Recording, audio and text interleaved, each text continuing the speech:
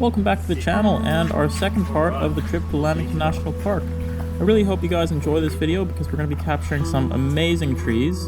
And if you haven't checked out the first part, make sure you go back and take a look at that one.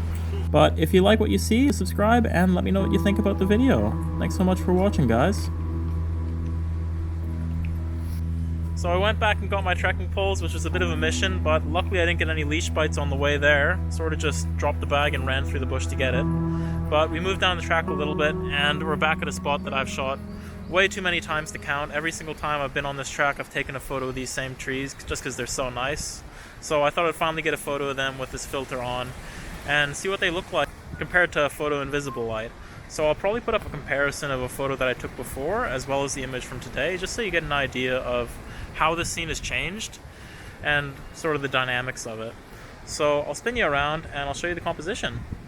So I'm just photographing these 4 trees right here, which also have 2 trees in between them. And what I've always liked about these trees is they almost look like they're tentacles extending out of the ground and reaching up into the sky, and then the canopy behind it sort of mimics that same curving movement as it goes up. Oh, look at that, got a leech on my hand. Get rid of that one.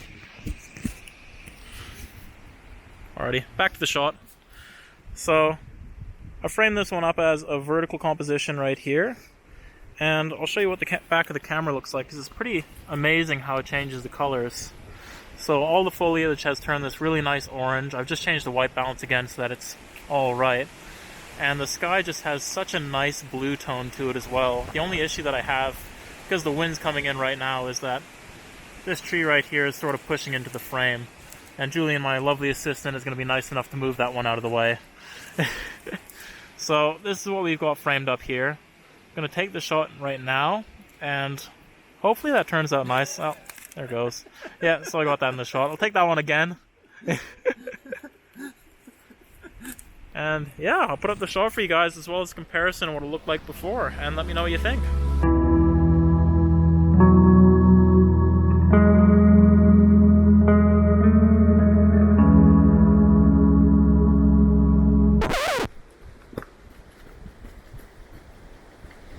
Wait.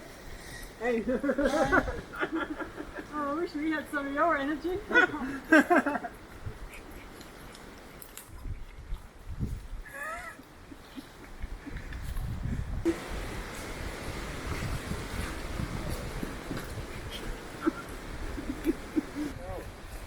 I'm getting a vertical panorama with the fog at the start, and then it pushes out into sunlight at the top, and then I'm going to Photoshop a massive leech in. So me and Julian have just sort of abandoned Michael, and we just powered up the side of the hill off the track to get some more photos of beech trees that are just a little bit out of the way. And Julian's found a pretty interesting composition. He's shooting that one as a pano, but I've decided I'm going to do the only other scene that I noticed in this area, which I'll try and get it in frame for you, is just a few trees sticking up into the canopy, which just have some really nice light passing on them. So what I like about this scene is this tree right here, which pokes up, as well as this diagonal one which passes along here. I just like the interaction between these 3 trees here and just the way that the light is interacting with them. But it's going to be interesting trying to compose this shot just because we're at such a weird angle at the moment. We're both sort of balanced on this small log right here. Here's Julian taking his pano, which I think will be a pretty nice shot, but I might just have to get down into the ground around here, and I'm probably going to try and shoot it with the wide angle lens, but I might come to regret that. But I'll be back with you when I set it up. So I said I was going to take a photo of those tree branches off in the distance, but then Julian showed me the photo that he just took, and I thought I might as well use his tripod and take pretty much the exact same shot as him. So all credit goes to this guy for taking the composition and finding it. But I went ahead and I took that with my infrared, so it'll be sort of different, and we've got just a little bit of fog rolling in as well, so it's made the shot just that perfect little thing we wanted. So I'll show you what it looks like on the back of the camera. I've already taken the shot, but I'll show you what it looked like. So this is the scene that we have right here, where we just have this tree along here, as well as these ones here in the background, and they sort of just balance each other out, especially with this foliage right here, which is just a little bit more contrasty. again, as I've been talking earlier today, it sort of just creates that frame for the composition. So what we've got here is how I've composed the image. So originally I shot it just a bit wider, so I have a little gap right here just so it doesn't feel like anything's cut off in the composition. And I also just have this foliage on this side, just again blocking in that side and really framing up the scene. And again, I'll go ahead, take this shot. Might as well get another one just since the fog keeps rolling in and rolling out. But hopefully it turns out nice. I'll put it up and let me know what you think.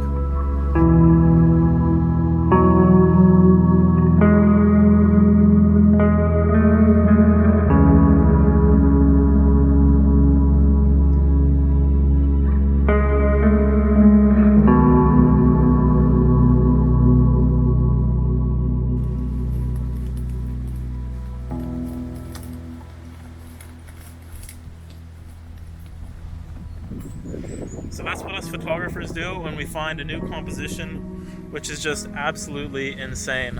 Thank you, Adam Gibbs, for not even teaching me photography, but as well the art of living. And all the credit goes to our good friend Adam Gibbs, who has taught us so much.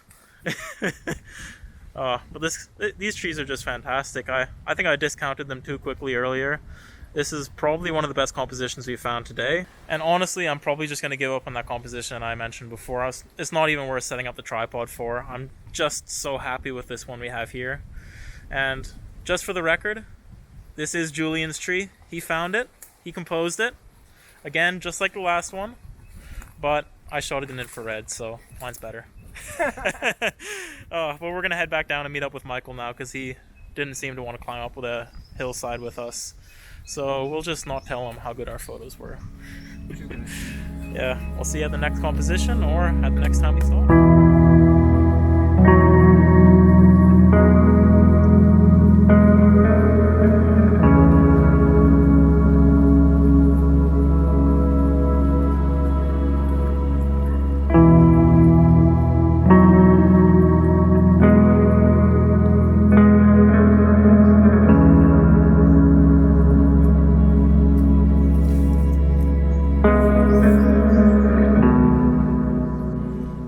Taking that photo just before, we moved down the track a bit more, and I've just stopped off the side of the track to take a photo which I've, again, like a lot of the ones today, I've taken in the past.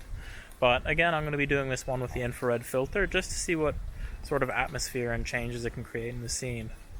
So I'll show you what scene I have in front of me. This is one that I haven't shared in a while, and it's just this one right here, where you always have this little bit of light just coming in off the side of the tree, as well as just a few other trees in front of it, and just some branches which always pass over the top and sort of frame the scene.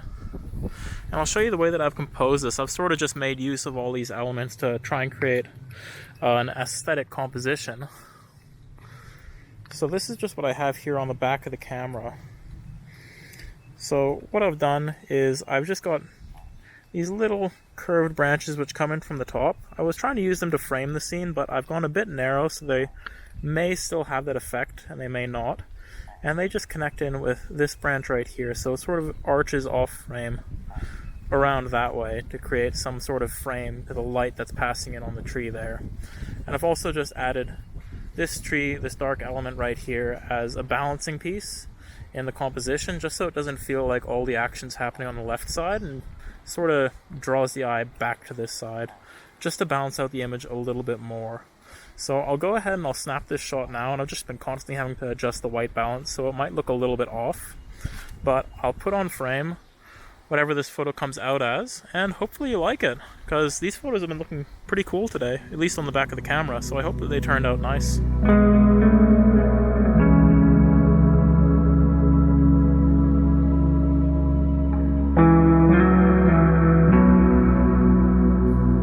Down the track a little bit, and I heard Julian yelling out to me that he found something. So followed him back off the track, and he's found quite a nice composition for himself, but I'm not too sure how well it's going to be working in infrared. I can bring out my actual normal camera and take some photos in visible light, which I'm thinking about doing, but at the moment I've just got it framed up in infrared, and I've went ahead and took a few test shots to see what they look like, and Honestly, not crazy about it, but I think it's a nice photo altogether. So I'll flip around and I'll show you what the scene is that he found here. What's your white balance? So what he found here is just this nice log which leads up to a grouping of Antarctic beech trees. And there's just this one little planter right here that's just catching the light in such a nice way. And all these branches coming up around it. I personally think that they make the scene a little bit messy, but when you lower the exposure, it actually looks quite nice with them just silhouetted behind the, well, what was a foggy background, but now it's just the lightness of the forest. So what I have framed up on my camera, I've got Julian's camera in the shot, so I just need to zoom in a bit more. Do you want me to take it out? No, it's good. And I've just got this little log poking through as the foreground, and I have that same plant that I mentioned before, and just all the trees poking up into the top of the frame with just these shrubs around it, trying to frame the whole scene. I'm not too sure how well it's going to work. I might have to really work this one in the edit just to really darken down these areas to sort of drive you into the center of the scene. But either way, I'll put up the photo I get. I might also put one up in visible light, or I might even take Julian's one and sort of show you a comparison between visible light and what I'm taking a photo of right now. $10. I'll pay him $10 to get that photo. But yeah, Copyright. I'll put that one up for you and let me know what you think.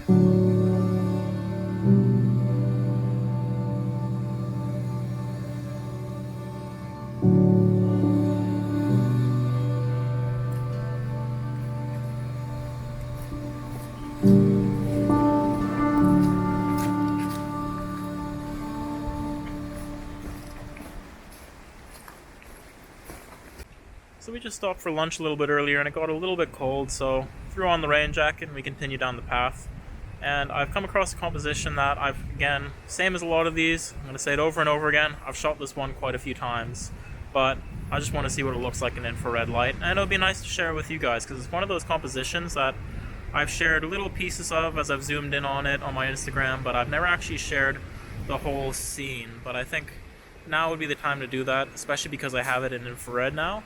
It's just a much more interesting scene when you look at it, because it has like a nice blueness of the fog over top of it, as well as the orangeness of the leaves. And who knows how it's going to come out in the edit, but I think it'll look pretty nice. So I'll do a flip around and I'll show you what it looks like. So this is the scene that we're working with here, where we have this curved tree which seems to be going out in all directions, and that's balanced in nicely by this tree which passes up here and this larger tree here. And another thing that I also enjoy about this composition is that there's just this spindly little one right here that has a nice canopy to it.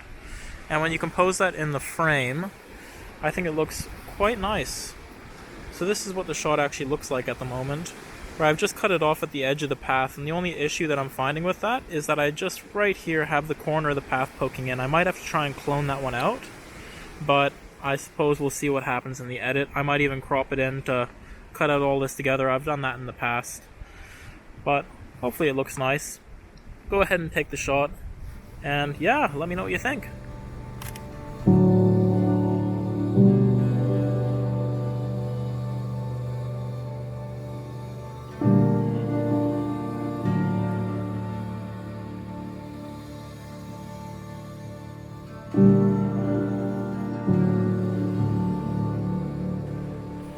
Alrighty, we're still just continuing on down the border track, and it's amazing how slow we've been doing this with all the stops we've been making. We started hiking at 6 a.m. this morning, and we just checked the time, and it's already 1 in the afternoon. And considering how far we've gone,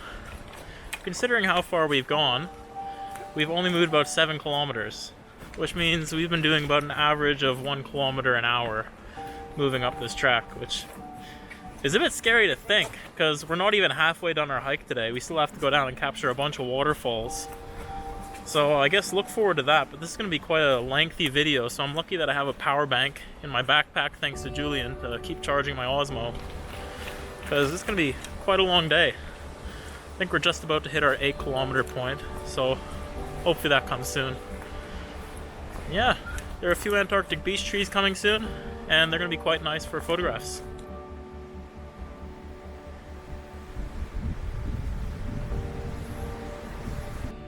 So we finally made it to the start of the Toluna Creek circuit, and we've headed down the track and found one of the trees that Julian has sort of kept for himself. He found it on his last trip. It's a bit off the track, but my god, is it an amazing tree when you have the right conditions. Now unfortunately the fog is no longer here. It sort of made its way off the side of the cliff and pretty much disappeared. So we're going to be getting this photo in not as good conditions as Julian did with his original photo, but it'll still be nice to capture this one, and now that we actually know where it is, we'll be able to come back and capture it again and again, and hopefully find a photo that's a bit better than Julian's, because that's what it's really all about. That's gonna happen. So I'm just waiting for Michael to finish up his composition, then I'm going to go ahead and set up my camera and try and compose something with this one. But I'll show you what it looks like, because it's quite the nice tree, and it's actually a lot bigger than I thought it was looking at the photo that Julian showed me previously. So this is the tree right here. And I'm thinking the way that I'm going to compose it is, first off, just to get rid of this little distracting tree here so that we can have the full branch moving up that way. Then I'm also going to hopefully be able to use this tree fern right here as a little bit of a framing element. I don't know if I'll be able to get wide enough. I might even try shooting it as a pano. And then I'll also have, on the other side, this tree branch right here sort of pushing you back into the frame. And then, of course, this amazing tree in the middle with just this light passing down the side of it. So I'm going to wait to set up the camera, and then we'll see what the composition actually looks like based on what I've planned for it. Alright, so here we are with the man himself, set up on his composition. I'm pretty much retaking exactly what he had before, although he says it's a little bit different, but I don't know. I think it's pretty similar to the one that I saw, but I'll show you what I got in frame. And just like I said before, I went ahead and tried to compose at either end this tree right here and those trees right there, with the branch sort of pushing you back into the frame. And what that looks like on the back of the camera is this, where you have a little bit of greenery right here, sort of, well, greenery, I say greenery, it's actually orange, but you have a little bit of shrubs right there sort of obscuring the base of that tree, so it doesn't look like it's getting cut off. And it just sends you back up into the frame there. And I just have that tree fern on the left side, again, just closing off that composition and making sure that this area of the frame is not wasted. And I just have this central branch pulling you into the main focus, which is this lovely tree. And I think it just looks so nice. So I'm going to go ahead and capture this one.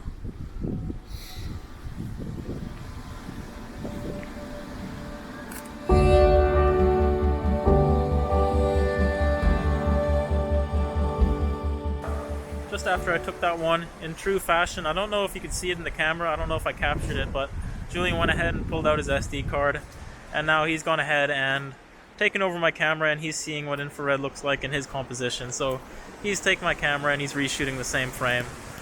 So he's just gone ahead, and he's just setting up a bit further down than me. Wonder if he'll get an interesting shot. He might get one that's a bit better than mine. He's a bit more familiar with this spot. But after this, it should be straight down to the waterfalls. Might take 1 or 2 photos of them. Julian's really only crazy about one, which is Callahan Falls. It's the most famous one.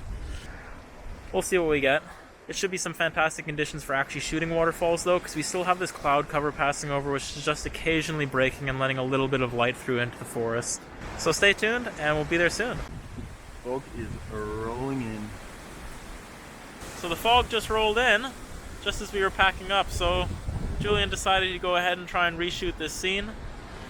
And of course that meant him taking away my SD card and him going away and just going crazy with my camera. So he's gone ahead and he's set up on his tripod, and he's just pretty much framing up the same composition that he had before, pretty much the same one that I shot. But now there's just this really nice fog coming in behind it. It's very fleeting, but it keeps on, as the wind rushes, it flies over the top. And is looking quite nice. I might take a photo when he finishes, if the fog is still here, and if he ever finishes, because he said he was going to do a focus stack, which is just going to take forever, but you can see even the fog starting to come in now. So if I end up taking a photo, I'll share that one with you guys, but if not, you'll probably see us next at the next waterfall, but we'll just see how long Julian takes.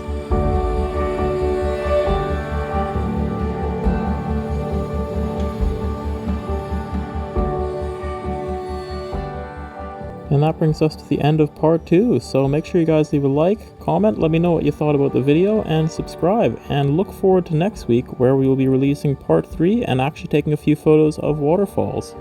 But until then, I'll see you guys in the next one.